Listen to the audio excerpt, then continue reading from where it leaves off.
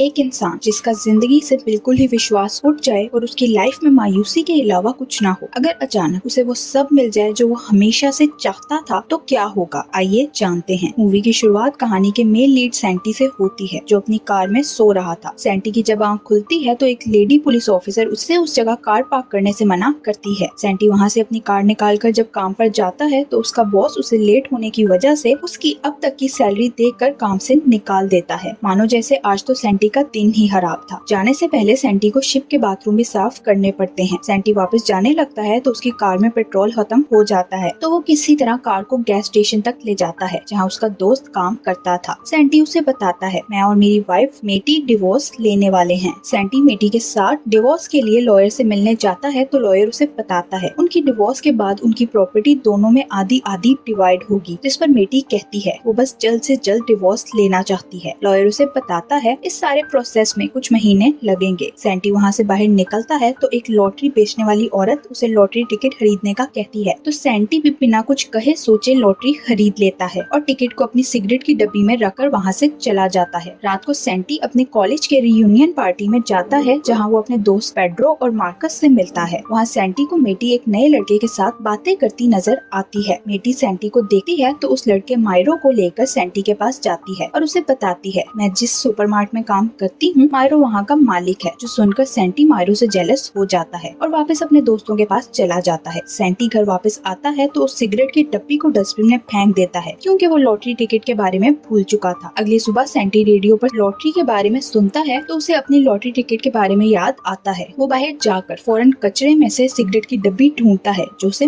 मिल जाती है। वो टिकट देखकर बहुत खुश होता है क्योंकि वो लॉटरी जीत चुका था। लॉटरी देखकर सैंटी मेटी को कॉल करता है लेकिन वो कॉल नहीं उठा, तो सैंटी उससे मिलने जाता है जहाँ वो मेटी को कार में मायरो के साथ रोमांस करता देखता है। ये देखकर सैंटी का दिल टूट जाता है, लेकिन फिर वो सब भूलकर बैंक अपनी लॉटरी का 25 मिलियन यूरो इनाम का पैसा लेने जाता है। बैंक जाते ही सैंटी घबरा जाता है और बाहर चला जाता है। बैंक मैनेजर उसके पीछे जाता है लेकिन सैंटी तब तक अपनी कार लेकर वहाँ से निकल गया था। रास्ते में सैंटी देखता है मैनेजर उसकी गाड़ी में ही बैठा था। वो सैंटी को इनाम में जीते गए पैसों को ध्यान से खर्च करने की सलाह देता है। सैंटी और मैनेजर एक रेस्टोरेंट में जाते हैं जहाँ लंच करते हुए मैनेजर सैंटी से पूछता है घर पर सब कैसा चल रहा है, तो सैंटी बताता है मेरा डिवोर्स होने वाला है। ये सुनकर मैनेजर सैंटी को बताता है तुम्हें डिवोर्स के बाद इनाम के आधे पैसे मैटी को देना होंगे, इसलिए तुम्हें मैटी को ये सब नहीं बताना चाहिए। लेकिन सैंटी ऐसा नहीं चाहता था। बाद में सैंटी फिर से मेटी को मायरो के साथ देखता है तो वो डिसाइड कर लेता है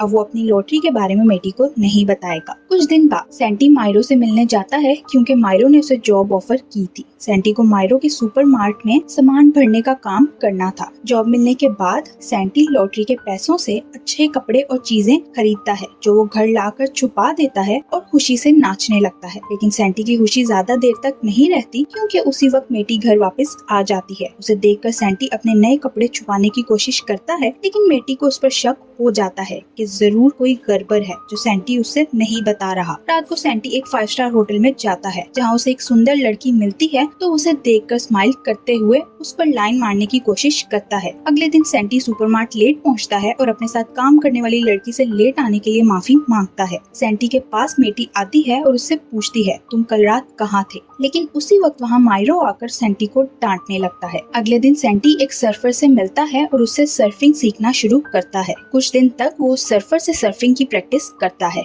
एक रात सैंटी को पेड्रो और मार्को की कॉल आती है, तो सैंटी उन्हें अपनी सर्फिंग सीखने के बारे में बताता है, जिस पर वो कहते हैं सैंटी ये बातें डिप्रेशन में आने की वजह से कर रहा है। वो कहते हैं सर्फिंग सीखना तो अमीरों का शौक है और सैंटी जैसा कंगला इस काम के लिए पैसे कहाँ से लाएगा। पेड्रो और मारो सैंटी से मिलने के लिए उसे बुलाते हैं, लेकिन वो मना कर देता है, जिस पर वो दोनों हैरान हो जाते हैं। अगले दिन सैंटी मैनेजर के साथ अपने बॉस के पास जाता है जिसने उसे जॉब से निकाल दिया था। सैंटी बॉस की शिप खरीदना चाहता था, जिस पर बॉस शॉक्ड हो जाता है कि जिसको मैंने कुछ दिन पहले जॉब से निकाला आज वो मेरी शिप खरीदने आया है। शिप खरीदने के बाद हिसाब बराबर करने के लिए बॉस से शिप के बाथरूम साफ करवाता है। फिर वो मैनेजर के साथ और चीजें खरीदने के लिए जाता है, लेकिन उसे मार्को और पेड्रो नजर आ जाते हैं, तो वो उनसे छुपने की कोशिश करता है लेकिन कामयाब नहीं हो पाता। पेड्रो और मार्को सैंटी को इतना महंगा नया सूट पहना देखकर हैरान होते हैं, तो सैंटी उन्हें बताता है ये कपड़े तो मेरी नई जॉब के लिए हैं। वो दोनों सैंटी से कहते हैं तुम आजकल हमें इग्नोर करने लगे हो, और सैंटी से नाराज होकर वहाँ से चले जाते हैं। रात को सैंटी घर जाता है तो मेटी के मॉम डैड उसकी बहन और बहन के पति के साथ उनके घर डिनर के लिए आए हुए थे। सैंटी पहले ही बाहर से खाना खा चुका था, लेकिन उन सबके साथ बैठकर फिर से खाना खाता है और ज्यादा खाने की वजह से उसका पेट खराब हो जाता है। खाने की टेबल पर मेटी की बहन का पति सैंटी के बाजू पर महंगी वॉच देखकर हैरान होता है, तो सैंटी बात कवर करने के लिए उसे झूठ बोलते हुए कहता है ये तो नकली वॉच है। तभी सैंटी के मोबाइल पर कॉल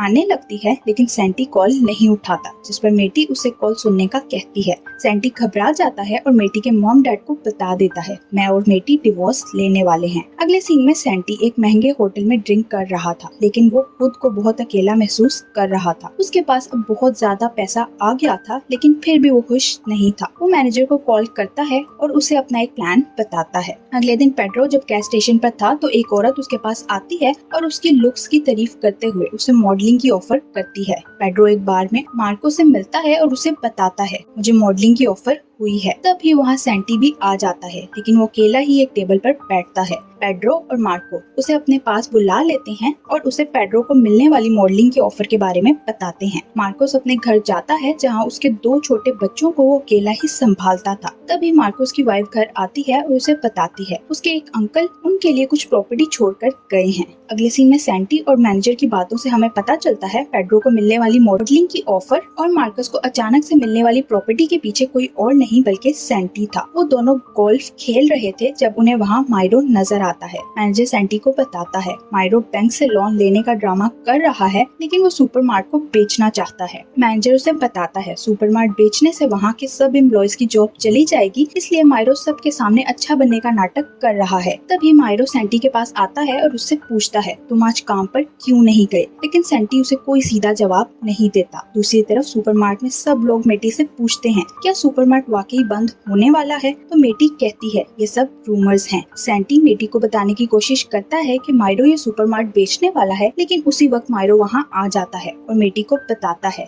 आज मैंने सैंटी को गोल्फ खेलते देखा। ये सुनकर मेटी को सैंटी पर गुस्सा आता है और वो उससे कहती है तुम्हारे पास घर में देने के लिए पैसे नहीं होते, लेकिन तुम अपने अमीरों वाले शौक पूरे करते हो। सैंटी सुपरमार्ट से जाता है तो उसे मार्कस और पेड्रो एक महंगी कार में मिलते हैं। वो सैंटी को साथ लेकर लॉन्ग ड्राइव पर निकल जाते हैं। सैंटी को ये देखकर अच्छा नहीं लगता कि मार्कस अपनी फैमिली की जरूरतें पूरी करने की बजाय अकेला ही मजे कर रहा है। वो मार्कस से ये कहता है, लेकिन मार्कस उसे कहता है ये पैसे मेरे हैं, इसलिए मैं अपनी मर्जी से जहाँ चाहूँ इनको खर्च सकता हूँ। ये सुनकर सैंटी उन्हें बता देता है कि ये कार असल में उसी के पैसों से खरीदी गई है, लेकिन वो दोनों सैंटी की बातों पर विश्वास नहीं करते। तभी मार्कस से कार कंट्रोल नहीं होती और वो पहाड़ी से नीचे पानी में जा गिरते हैं। पानी में तैरते हुए सैंटी उन्हें अपनी लॉटरी के बारे में बताता है, तो वो दोनों ये सुनकर हैरान हो जाते हैं, क्योंकि उन्होंने कभी भी नहीं सोचा था सैंटी जैसे गरीब आदमी के पास इतना पैसा आ सकता है। अगले दिन मेटी को मायरो की कॉल आती है जो उसे डेट पर चलने का कहता है। ये सुनकर सैंटी को मायरो से जलन होने लगती है, इसलिए वो भी उस लड़की के साथ डेट पर जाता है जिसे वो 5 स्टार होटल में मिला था। लेकिन मेटी और सैंटी दोनों ही अपनी डेट पे एंजॉय नहीं कर पाते क्योंकि वो खुश नहीं थे। रात को दोनों एक ही समय पर घर पहुंचते हैं तो दोनों एक दूसरे को दिखाने के लिए अपने नए पार्टनर के साथ खुश होने का नाटक करते हैं। अगले दिन मेटी सुपरमार्ट जाती है तो मायरो सब एम्प्लॉयज को बताता है कि सुपरमार्ट बंद होने वाला है। वो सबसे झूठ बोलता है मैंने सुपरमार्ट बचाने की बहुत कोशिश की, लेकिन मैं ऐसा नहीं कर पाया। ये सुनकर मेटी परेशान हो जाती है तो सैंटी उसका मूड ठीक करने के लिए उसे डिनर पर चलने का कहता है। मेटी घर वापस आती है तो देखती है सैंटी ने सारा घर अच्छे से साफ करके चमका दिया है। मेटी के लिए अगला सरप्राइज उसका फेवरेट खाना था। डिनर करते हुए सैंटी मेटी से कहता है मुझे विश्वास नहीं हो रहा हम डिवोर्स ले रहे हैं। तो उसकी बात सुनकर मेटी को भी एहसास होता है कि उन दोनों से ही गलतियाँ हुई हैं। वो दोनों एक दूसरे से माफी मांगते हैं और फिर वो दोनों एक दूसरे को किस कर लेते हैं। फिर सैंटी मेटी को अपनी लॉटरी के बारे में बताता है तो मेटी को विश्वास नहीं होता। मेटी गुस्से में बाहर जाने लगती है, लेकिन सैंटी उसे वो सब चीजें दिखाता है जो उसने घर के लिए खरीदी थी। मेटी उससे कहती है तुमने अभी तक मुझसे ये सब क्यों छुपाया, और एक बार फिर उससे नाराज होकर जाने लगती है, लेकिन सैंटी उसे मना लेता है। अगले दिन सैंटी और मार्कस पेड्रो को मॉडलिंग शो देखने जाते हैं, लेकिन लोगों को पेड्रो की मॉडलिंग बिल्कुल पसंद नहीं आती, जिससे पेड्रो दुखी हो जाता है। पेड्रो सैंटी और मार्कस से कहता है तुम दोनों ने मेरी जिंदगी खराब कर दी। जिस पर सैंटी हैरान हो जाता है कि मैंने तो इसकी मदद करने की कोशिश की थी। अगले दिन सैंटी मैनेजर को कॉल करके उसका हिसाब करने के बाद उसे अपनी लाइफ से जाने का और दोबारा कभी वापस ना मिलने का कहता है। दूसरी तरफ मेटी अपनी दोस्त को सैंटी की लॉटरी के बारे में बताती है तो वो मेटी से कहती है तुम्हें सैंटी पर केस करना चाहिए ताकि वो आधे पैसे तुम्हें